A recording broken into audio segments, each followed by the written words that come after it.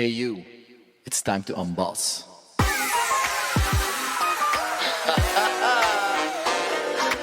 Guess who's back? Better than ever. Let's go. We are unbossers. We do it for the love of people and business. Your change makers for human organizations.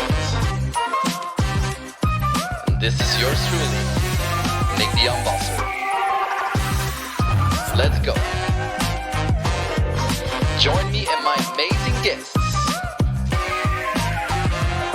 And unboss with me. Unboss with me. Unboss with me. Unboss with me. Unboss with me. Unboss with me. Unboss with me. Unboss with me. Unboss with me. Hi there, and welcome to the fully refurbished Unbossers podcast. This is me, Nick the Unbosser, and this show and everything else we do with Unbossers is created by and for change makers for human organizations. Our goal with this show is to inspire and educate as many people as possible on how to combine the pursuit of business success with care for humanity. And this in a way that benefits all stakeholders of the organization. We talk with thought leaders and experts about the mindset, skills, tools, processes, and systems that turn business mambo-jumbo buzzwords like employee empowerment, customer centricity, agility, and entrepreneurship into daily operational reality. So, ladies and gentlemen, this podcast is brought to you thanks to the gift economy. Here's how it works. We gift our energy, our time, and our insights into making these podcasts. And you, dear listener, you get to choose what feels right to give back to us. It's as simple as that, and it's truly amazing. So please take a moment after listening to this episode and reflect on what would feel good for you to give back in return and help us continue creating this amazing content. Here are some top-of-mind ideas of what you could do. You could subscribe to our podcast and YouTube channels. You could leave a review. You could recommend it to a friend, even make a small donation, or become an actual sponsor of the show. For more information, please check out www.unbossers.com. And now, without further ado, here's another inspiring episode of our Unbossers podcast. For the love of people and business. The first question. Imagine that your mother would be here in this recording with us. What would she tell me about you? She will tell that I'm honest, authentic, and innocent like a child. Innocent like a child. And she will also tell that you are so innocent. He is so innocent, so anybody can cheat him. That's funny, NK, because I often for my entire life I often got the feedback that I'm naive, that I'm too honest, that people will how do you say that in English? They will they will abuse it, my naivety. So okay. And indeed, it's quite funny that in a first impression, NK, you really come across as very authentic. Do you think it's hard to be authentic? Is it difficult? I think at the present moment that the environment in the society, the environment in the business, that everything is driven by the very smart, very intelligent, very cunning people. So they have created an environment. So if you are authentic, it is very difficult to survive in that environment. Mm-hmm. Mm-hmm. So you say if you are authentic, it's difficult to survive, right? Yes. So yeah, indeed, indeed. I guess one way to put the work that we do is creating space for people to be authentic in a business or professional environment. And yeah, it's not easy to do, and I notice it myself as well. I strive to be as authentic as possible, and still sometimes in a business context, I too sometimes say something that I don't really mean because I try to please someone or anything. So yeah, there's we all need to be humble on that because it's quite difficult to be authentic all the time. So okay, that's what your mother would tell us. Besides you, NK, who is the emotional center in your life? My daughter Kavita, Your daughter Kavita? yes, Okay. And how so? because she inspires me in many ways. She is more innocent and she is more like a child. And so she have a very different eye to see the world. And that is why she is one of a topmost global designer. Ah, okay. She's the global designer. Yes. Okay, okay. That's maybe a good bridge because probably most of our audience is a European audience, so they're thinking, with who is Nick having this? Who is this Indian guy sitting at the other side of the screen? So maybe can you introduce yourself and Jaipur Rugs, and especially why the hell do you love weaving and weavers so much? Because anything we do by our hand, that is a real spiritual act because it has devotion. And when we work by our hand, our mind stops and heart starts flowing and you become one with yourself. Mm-hmm. The act of creation. Yes. And for you, that manifests itself in creating these beautiful rugs, like I see one hanging behind you, right? Um, I'm just gonna read a short part of the mission statement of Jaipur Rugs, your organization, which is just on the practical details. How many employees, how many people work for Jaipur Rugs on average, NK?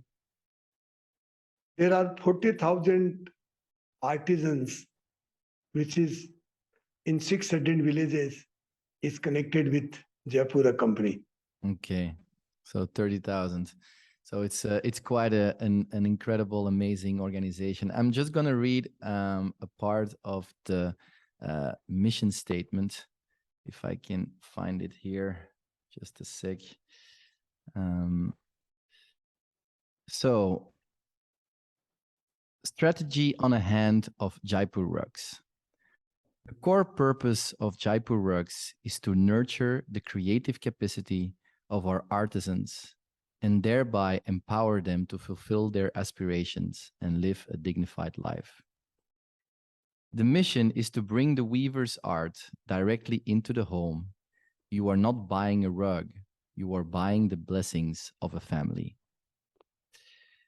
And then I just loved one of the sentences in the beginning of explaining who you are is Jaipur is our family's business that combines the pursuit of profit with the spreading of kindness in a way that benefits all of our stakeholders, our consumers, their families, the artisans and their families, our employees, our suppliers, the buyers, and channels we work with. I honestly, NK, the first time I read it, I don't know, it felt like coming home, and I was I was deeply, deeply moved. So I guess my first question is, can you start by describing the first moment you started to feel the global potential of Jaipur Rugs? Because you started very locally, just with a couple of weavers, but at some point it grew and it started to continue to grow, and you felt a global potential. When was the first time you felt this potential? In early 2008, late Professor C.K. Prahlad, number one management guru at the time, called me and asked me if I knew who he was. I reply, who does not know you? But I was extremely surprised why he has called me. He said that he wanted to do a case study on our business model. And then I said that what we do is very simple. What if you write it, no one will read it. Even my neighbors does not know me. But he explained to me that our global supply chain was very unique by connecting the poorest of poor and the richest of rich by enhancing capability at the grassroots level. And then he done a 41 case study of Jaipur Rugs that is in his book Fortune at the Bottom of the Pyramid. Mm-hmm. Cool. Yeah, and that summarizes it, right? You bring people who weave, the weavers, which are typically in the poor areas of India, and Yes. you connect them with the consumer, which are typically in the richer areas of the world, and they don't buy a rug, but they buy a story. What is Yes. meant with that? What do you mean with they don't buy a rug, they buy a story?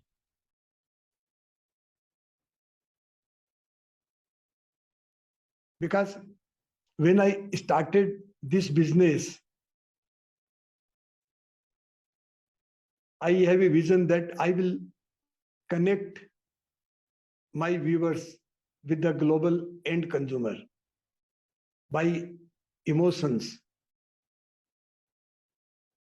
So when our business model,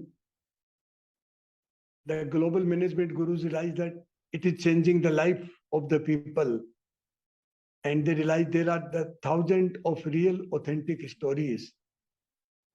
And then we allow all our customers, researchers to meet the viewers. And they were very impressed, and they were started connecting with our viewers. So storytelling became a normal thing for our business. Mm-hmm. Yeah. So in every rug, there is a personal story of the weaver.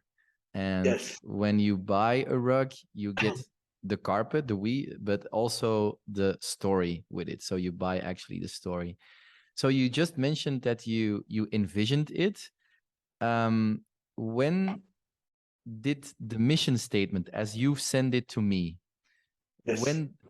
when did that come about? When was it written, and who worked on this? Because honestly, it's such a beautiful statement. So can you share a little bit more about the process on how that mission statement came about? There is a great story behind that. That 9 years before, 300 people from the Bain company globally came to India to learn about India. And the organization Leader Quest, who hosted the partner of Bain company, they asked me that they can give me 10 topmost senior partners of Bain company, but I have to spend the whole day with them in the village. I took the challenge. I took them to the village, and they were so impressed that when they came back from the village, they want to tell me that, Mr. Chaudhary, we want to help you. I told them that my company is very small, I can't pay you the fees. But they told me that they will do it pro bono. I asked them that there is a big problem in my business, but I don't know what is the problem. So first define the problem, then give me the solution. Then they spent 3 months to solve the problem, and then they designed our mission statement and told us that we don't know who we are. And they also told us that Jaipur Rugs is the only company on the earth, Jaipur Rugs is the only company on the planet that have hundreds and thousands of real authentic story, which not a single company have. And all these stories have the power to transform. So the top partners of Ben and Company designed this statement. Okay. Well, they did a great job. And so what was the problem they analyzed? They said the problem is that you don't know who you are? Yes. Okay. Okay. In a sense that you were such a beautiful company, but you didn't knew it yourself, how beautiful the organization was. Yes, yes. True. Okay. Okay. Interesting. In one of the, when I prepared for our conversation, NK, in one of the videos, you talk about the early days of Jaipur Rug and how you were judged by your family for going to the weavers and working with the weavers and living amongst the weavers, which at the time was really not done, right? How did you handle that resistance? And the reason I'm asking this is because a lot of organizations are trying to change, and a lot of leaders are scared of the resistance that they feel in the organization towards their change. So I'm really curious, you felt resistance from your family, and I'm really curious how you handled that. I not only felt resistance from my family, but also from my neighbors, also from the whole town in which I lived. But the more opposition, the more resistance I have, I knew that it is their belief system, and that make them blind towards the people. So the more I listen myself, the more I introspect myself, I got the opportunity to spend a lot of time myself, to listen myself, and following my intuition. But the good news is that because I could not get the love and affection from my family, from the society, from the friends, so I was a rejected person. And the society which I was working was a rejected society already. So a rejected person and a rejected society one day converted into Jaipur Rugs. So do I understand you correctly that you kind of forgave the people around you with the resistance, because you say it's not them, it's their belief system and it's Yes. society. And if we with Jaipur Rugs can show them something different, their belief system will change as well. Yes. And you also mentioned that you did a lot of self-introspection at the time. This is a segue, NK, so I didn't send you this question up front, but I'm curious, when you talk about introspection, what does that mean for you, introspection? Introspection means that the ability to see yourself, to see your habits, to see your unconsciousness, to see your greed, ego. Mm-hmm. It means, and that creates the self awareness. Mm-hmm. Yeah. Agree. Yeah, introspection is really especially in tough moments, it's recognizing yourself in others. Yes. You can point fingers to people like, oh, they're greedy, or they're harsh, or they're negative. But if you introspect, you'll find those things inside of yourself as well. And then you can forgive yourself and you can forgive others, of course. What was in those early days the most challenging experience that you had? One of the first challenge I faced was from my own family members. In those days, rug weavers belonged to the untouchable class and were not given the same social standing as others. Given the strong class system, interaction was not only discouraged but was looked down upon. I faced a lot of resistance from my own family members, neighbors, but I could not understand how could they be different human beings. Mm, yeah. If you think about it, it's difficult to understand that we humans do that. Right? I mean, it is true. It is true. So the really the resistance, because if I understand you correctly, NK, your family and you lived in a high cost system, right? You were, Yes, and the weavers, they were the poorest of the poor, the low. So dealing with them, working with them, co-creating with them was really not done. Um, hmm. That must have been very challenging. yes, it And was. how is it now? Were you able to change their belief systems? Is it now different? I think the success of Jaipur Rug really changed their mindset Hmm. because it is getting global recognition. So many more and more global case studies is doing on our business model. Hmm.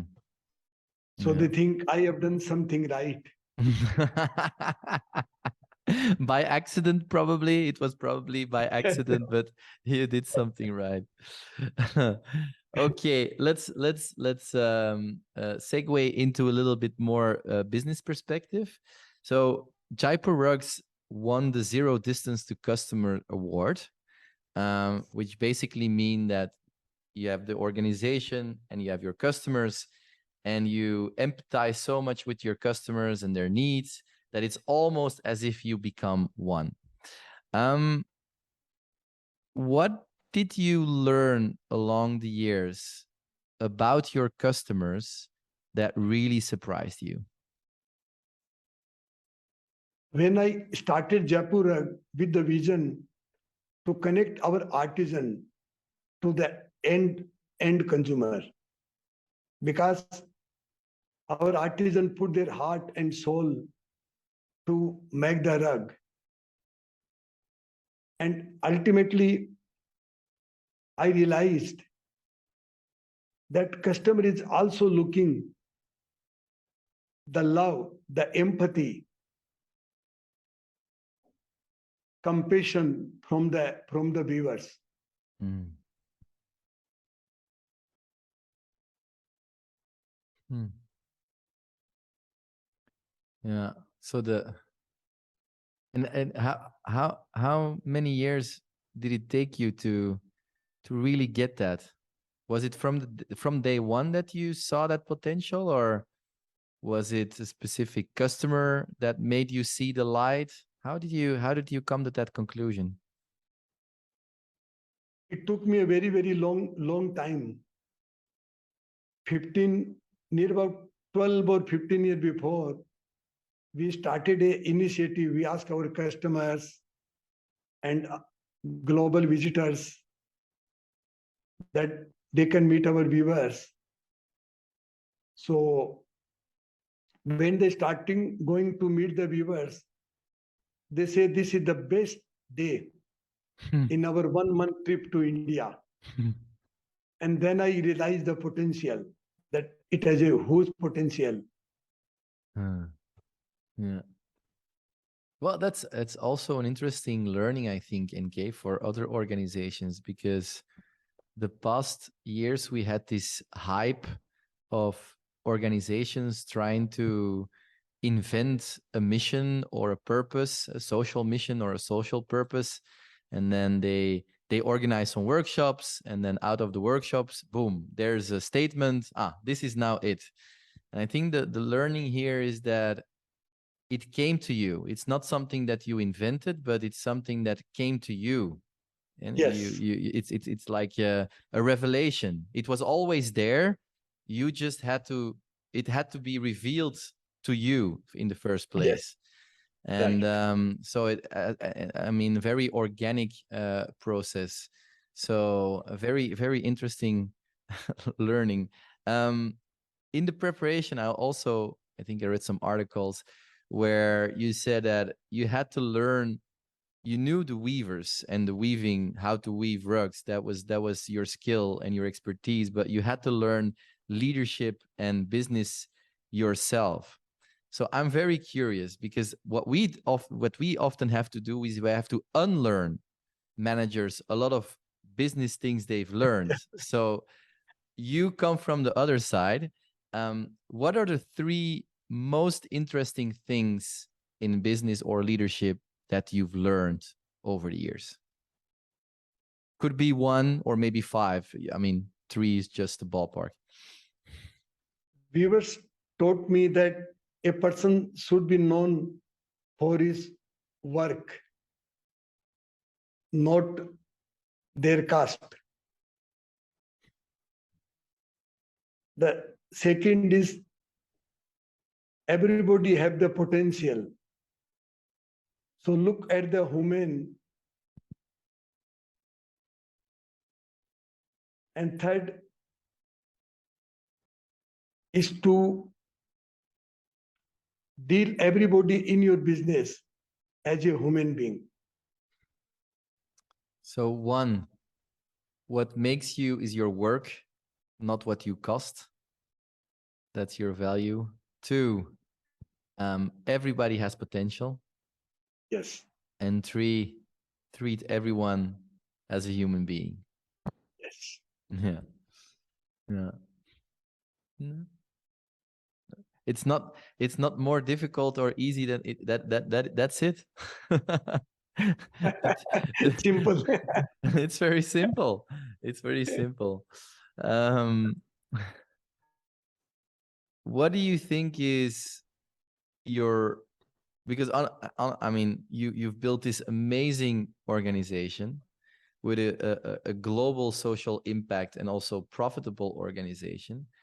So you must have done something right?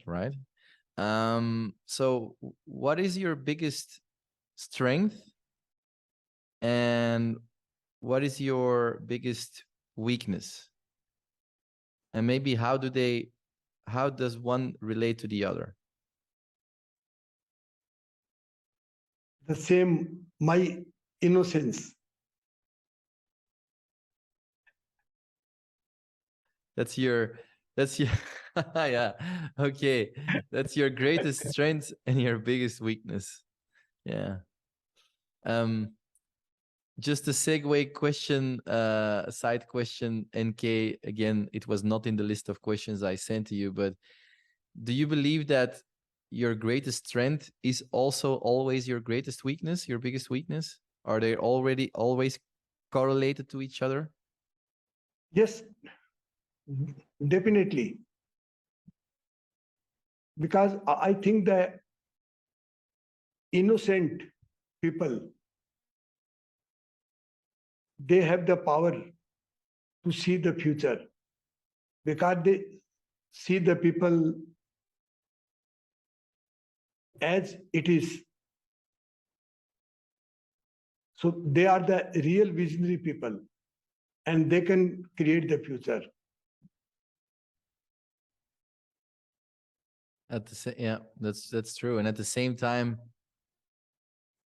while they see the future, people in today can take advantage of them, and that's then where innocence maybe becomes a weakness. Yeah, Yes. it's an interesting statement that innocent people, they can see the future. It's an interesting statement. Why is that? Why is that? Because they're not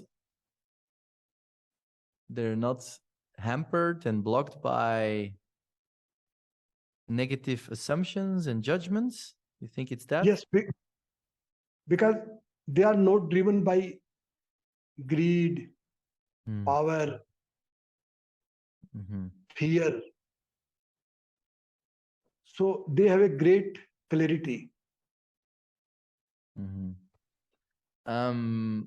That brings me to another question. Let's say that Jaipur Rugs is quite unique in the world.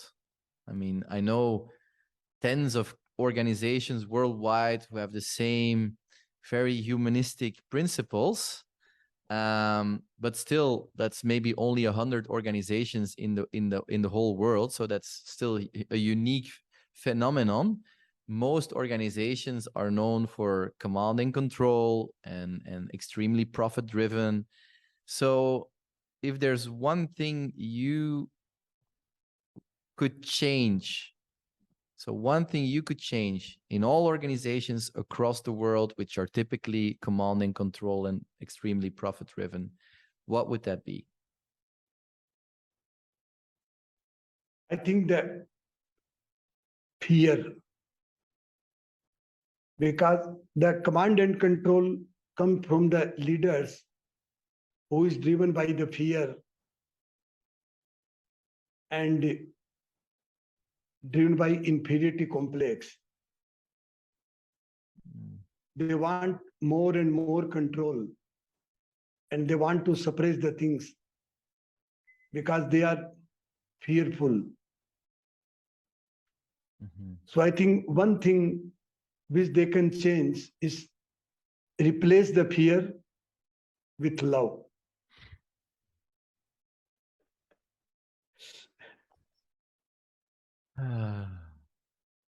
Amen. Absolutely. Absolutely. Yeah. I fully agree. And so it also relates to something, a question I often reflect on, NK, that is, what is the best motivation for traditional organizations to change, right? And sometimes people tell me that organizations and human beings in general, they'll only change out of fear. You know, when when they're really afraid, when they hit the wall, when there's a crisis, that's the only reason why they'll change. But actually, your answer says something different.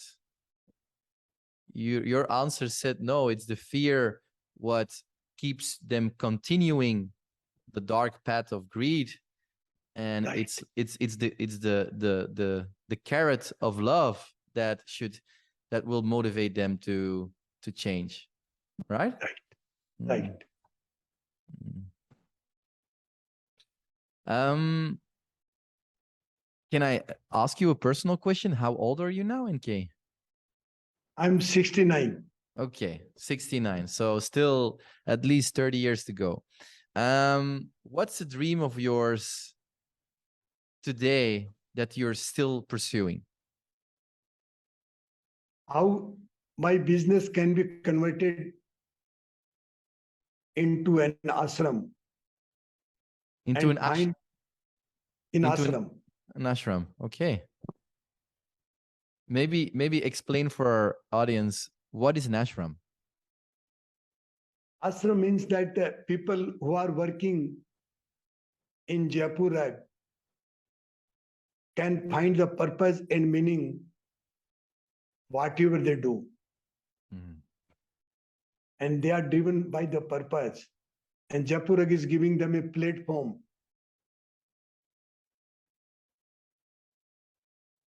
So yeah, you're creating an organization which provides the context for people to have a fulfilled life by pursuing a meaningful purpose, creating meaningful things with their hands, and earning just enough or more than enough to have a meaningful life. Mm. And are you not there yet with Jaipur Rugs? I mean, is it still a long way to go? I think from last 3-4 years, we hire the people who is very highly aligned with the purpose and values of Jaipur Rug. And at present, we are nurturing them. Hmm. So I love that we word. are, I yes, love we the are hoping a great things will happen in future. yeah, I love the word. I mean the word nurturing. I think that's what leaders should do. Leaders should nurture their people with inspiration, compassion, forgiveness, love, um, purpose. Really nurture their people. It's a cool word to nurture. Really nice word. Yes, sorry, NK. Sometimes I can I can have a certain emotion or feeling with a word that I really like. So thanks for mentioning the word nurture. Um, what is something that you wish that you secretly would wish that people knew about you? I am very innocent and a childlike person. Well, they're gonna know it now because you. That's the third time we talk about innocence. Um, I don't think that people don't know that about you. NK, you come across as a very innocent and loving human being. So I don't think that's a big secret. Hmm. What's the one thing? So we had a previous conversation about a month ago, NK, where we talked about, I think, 45 minutes, an hour. Then we had some mail conversation, and now we have this conversation, which we are recording. What is the one thing you think you and I have, surprisingly enough, in common with each other? We both believe that business should be driven by purpose. If you don't know who are you and why you exist, there is no point having business at all. Mm-hmm. That's true. That's true. But that's also a confrontational statement for a lot of human beings in the world, right? Because a lot of our listeners will listen to this and they'll ask, do I know why I exist? Do I know why I'm doing what I'm doing? And 7 out of 10, I guess, would say, not really. So why am I doing it anyway? Uh, do you agree that it is there's still a lot of room for improvement in that department? Yes, yes, Mm. really it is. Mhm. And because so that's definitely something we have in common, by the way.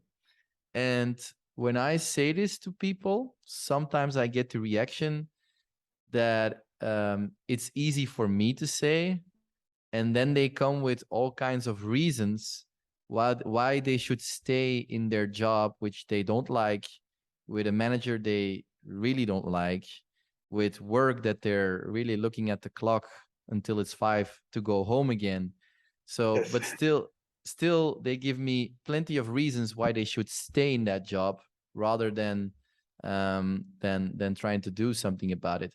What would be your reaction to that to those people when you hear that? I think that is the waste of their life. Yeah. Well, they will.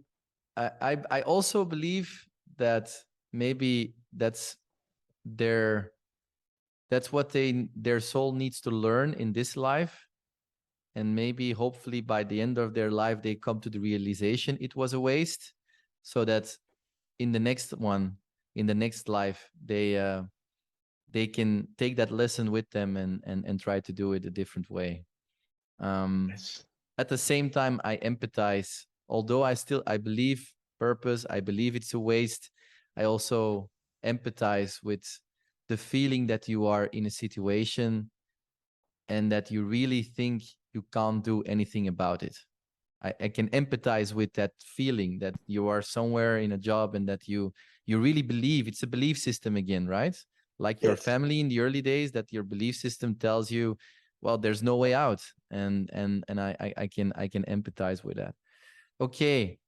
We're approaching the end of our conversation. I got one more question for you, NK. Um, who is or was your greatest teacher and why?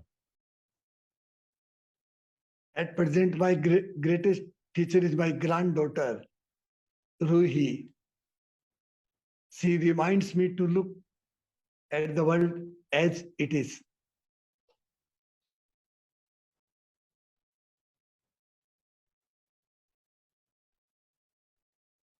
Yeah. So you learn a lot from her. Yes. Okay.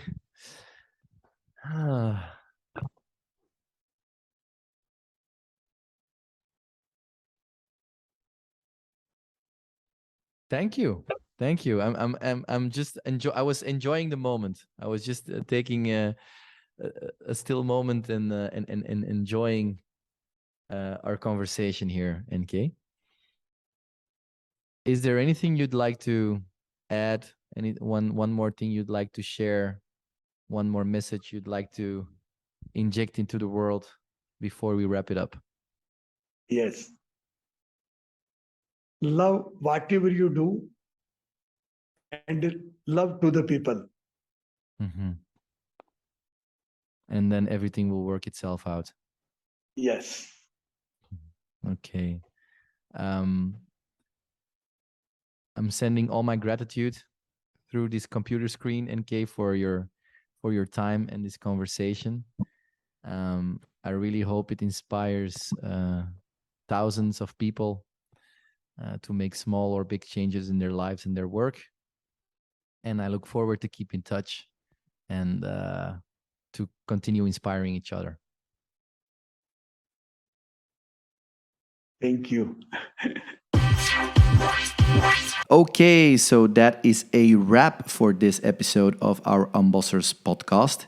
If you liked it, go ahead and hit that subscribe button so you can stay up to date with all our future content. For the love of people and business, keep unbossing.